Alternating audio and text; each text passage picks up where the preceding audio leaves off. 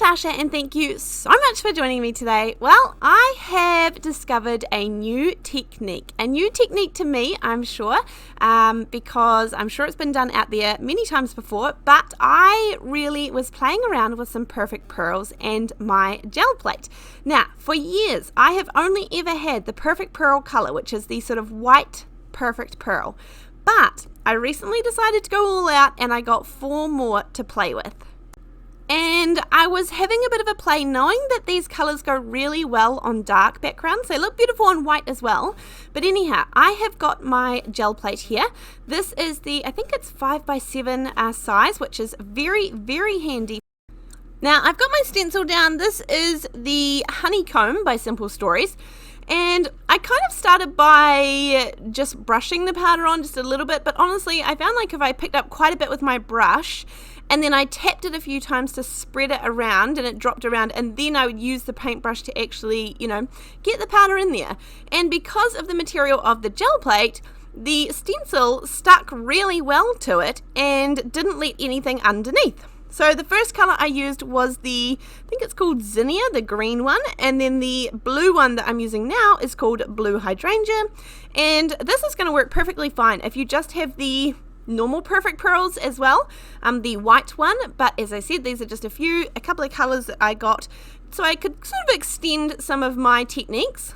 Peel off the stencil, and then at this point I'm going to use some dark paint. Now I didn't have any black, but I do have, I think this is called Night by Dina Wakley. This is her acrylic paint. I have also got my brayer. I didn't wait for the perfect pearls to dry or set or anything like that. I didn't use anything on them. I didn't use any water. I didn't spritz them. I just put the paint on them straight away, rolled it out, and the paint secured that little bit of moisture there, secured the perfect pearls, and this way they don't rub off or anything once you pull the print. And then once I had put my piece of paper down, I give it a good rub. I didn't wait for it to dry at all, but I definitely left it on there for a few seconds, made sure we got really good contact, that I had rubbed all over the back there and got good even pressure all around. And then when I pulled it up, this is what we get. And how cool is that? I was so excited to try this out, and then from here, as you can imagine, I just really wanted to try everything. Now, the first honeycomb one that I tried had quite big open spaces, so I wanted to try something with a little bit smaller spaces. So this is the Tin Roof Stencil by Simon Says Stamp, and I'm going to do a couple of the pinky purpley kind of colors in this one. And this one, again, the stencil sticks really well to the gel plate. You can see that it's kind of, it's all adhered down there nicely, obviously temporarily. And so then I used some of the iris color, and then I went back to the Blue Hydrangea color, and I am, mixing them together a little bit in that crossover point. But honestly, they blended together beautifully anyway, so it wasn't too tricky. Again, I used the Night color, which is just a really, really dark navy, I guess you would call it. Not quite black, but maybe darker than navy. And so then again, I just give it really good pressure and I pulled this one up. Now I didn't get the perfect result like I did last time, but when you move this I think maybe my paint layer was a smidgy thin in the background, but when you move this in the light, just let me tell you, this is an addictive thing to do. And so from here, I just wanted to keep going, but I wanted to try a few other things. I wanted to see what it would look like if I didn't use the dark background or the dark paint to pull it. So I'm going to take the Folk Flowers stencil. This is by Paper Rose. Now in my head, this was somewhere in between the big wide open spaces of the Honeycomb one, but not as small spaces as the Tin Roof one. Although the Tin Roof one did pull perfectly fine. So I think that was just a matter of I hadn't done the paint. It wasn't a thick enough layer of paint on the back. I think that's more what my issue was there. So I could have pulled it again, but actually it ended up perfectly fine to use as well. For this one, I have chosen to use the iris color, and then I'm also using the original Perfect Pearls color as well.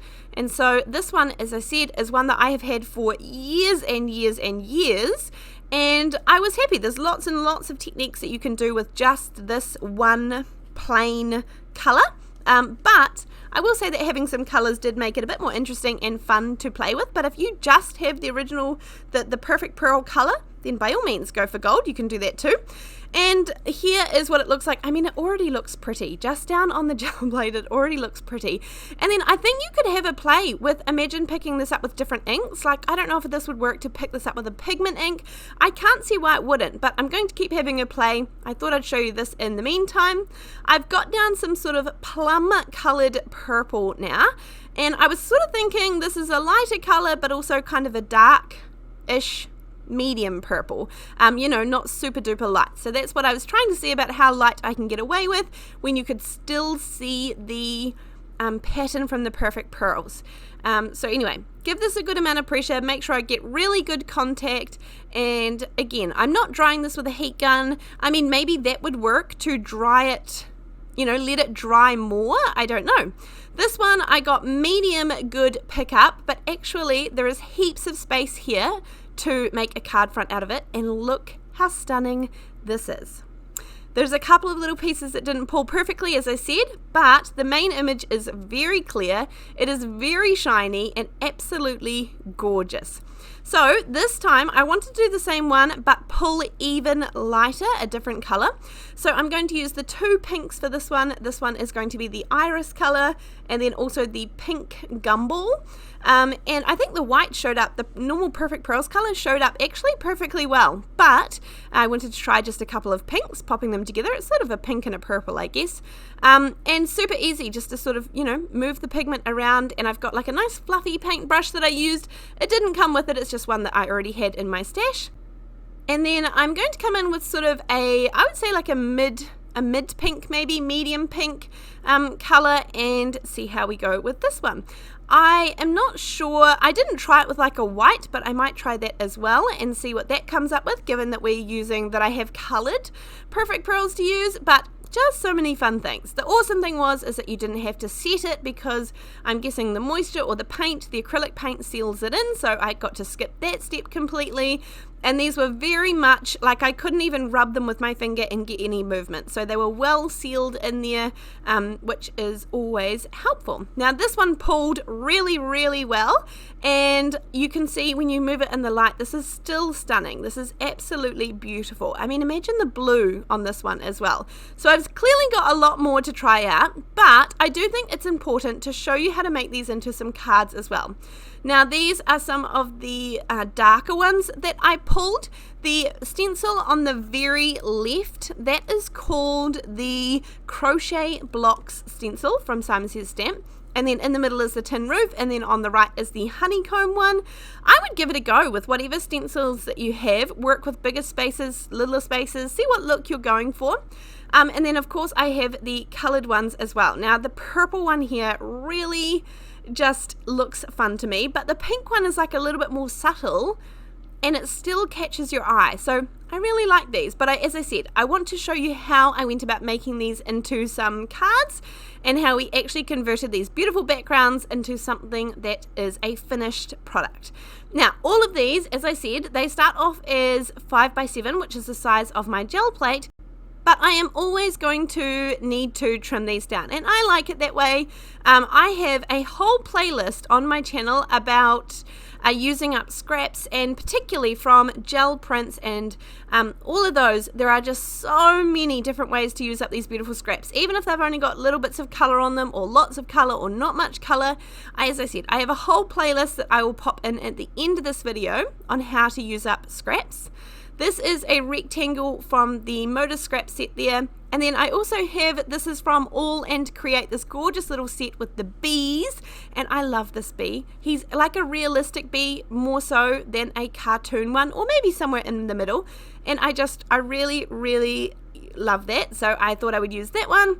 And then none of the sentiments from that set were fitting, but that's okay. So I went to, this is the birthday wishes from Waffle Flower. So there were a few here. I quite like with the clear sets, you can kind of audition them, hold it in front, see if they're going to fit, see if it works around the image that I just quickly stamped out and didn't think much about planning a sentiment, but that's okay. We'll make everything work, I'm sure. So really it was less about choosing the sentiment and more so going with one that fits. So raise your hand in the comment section down below if you sort of, you just stamp sometimes without thinking about where things need to go next, but we figure it out, don't we? It's okay. And I found a cute little sentiment there. It says, wishing you a happy birthday. So really nice and easy. And I still think this is a beautiful, even though the background is dark, it's not black, but it looks kind of black. It's dark navy. I think with all that perfect pearls, it just makes it shiny and it glistens, and I just think this is a really fun, different card. Very, very fun to add the perfect pearls on the gel plate. Now, at this point, I could have finished, but I thought I wanted just a tiny bit of foliage or something just, it probably could have done with like a twine bow or something like that. But anyhow, I had this swing blossoms sitting near me, and so I just cut a little bit of foliage from this one. I think the whole thing was just a little bit too much, so we can cut it up and cut off some of the flowers and just have a tiny little bit of the foliage. This die actually cuts out like the foliage, the base layer, and then it also has a whole lot of individual little flowers that it die cuts out as well, in case you want to color them in individually. So I added some of those on, but I just did white on white because there is definitely enough color going on here already, and I didn't think it needed sort of blues or greens or yellows, even something that contrasted. I think even just the white is just enough coming out of that corner. The detailed rectangle provides a little bit of extra something around the edges, and then, as I said, white on white for these beautiful little flowers.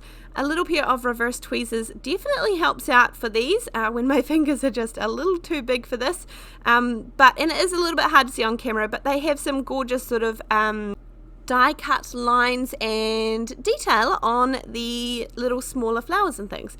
So that is card number 1 that I keep moving this in the light, and it's one of those things that's really fun to play with, but it is absolutely gorgeous, and I think you can still see the 2 different colors there. Now this is one of the backgrounds that had the not quite so crisp pull, I guess maybe you would call it, but actually when you pop it down here, and I have got this Cheering For You frame die, and all of those little, again, I'm just doing white on white because they have those little detailed extra pieces, but I think some plain white in front of this is absolutely gorgeous. You can see some of the detail that it has there in those die cuts. Then a little Sending Love. I'm actually going to do, I did 1 layer to begin with, thinking that would be enough for the sentiment here. Add a little bit of my matte medium on the back of it, and then pop it down in that space, but it got a little bit lost. So in that case, we always need to add in a second layer. And actually when you tilt the card, it's only at like your one particular angle that it blends into the background a lot, but actually as soon as you shift it, it moves around a whole lot, and these cards just, they have so much movement to them due to all of that shine. So I had a ball doing this technique, and as I've said earlier, I can't wait to try out a few extra other things with this. So if you try this, let me know how you get on with it, and let me know the results that you have in the comment section down below, and other things that we could try. Like I think I need to try bringing them up with some inks. I think that would be fun. And so this time I also wanted to try this one. I'm going to keep this fairly simple. Now for this, you could add any frame die, whether it be squares, it could be circles, it can be ovals, you could have a star or a moon if you wanted to, anything at all. These are the essential modern ovals from Spellbinders. These are old but still good, and I wanted to kind of have that nice elongated shape on the card. So from the exact same previous die that I used in the last one, so this is actually a whole frame, I've just cut pieces out of it because that way we can make the most of the die, and we can use it in a different way where it doesn't look the same as the previous one. So instead of having it as an entire frame, I've just cut out some of the foliage and flowers that I liked the look of, and then I will put the oval frame on top of this. So I'll put this one down nice and flat. I didn't want to cover too much of the background because obviously we've got that beautiful shine, and there's already a pattern in the background, but I think it needs, just a little bit of something else. And so in the sort of quieter area of the stencil pattern, that's where I put the foliage. Then I'm going to glue down, this is 2 frames stuck together, so it gives it a medium bit of dimension. and you could easily make this into a shaker card at this point. And so you would need some acetate on top before you put your third layer on, but that would be a fun option. I decided to keep it really plain and simple. This is the Vibrant Sentiments, and I'm going to do a wee best wishes. I'm going to turn the card sideways and stamp this one, and then, as I said, the ovals will be in a portrait position, so going up and down, straight vertical. And then I don't mind that nice wee simple best wishes on the side there, and I want to keep this super plain because, as I said, I don't want to take away from all of that background detail. So there are 3 finished cards. I hope you give this technique a go because this one was very addictive. Thank you so much for joining me. Links are down below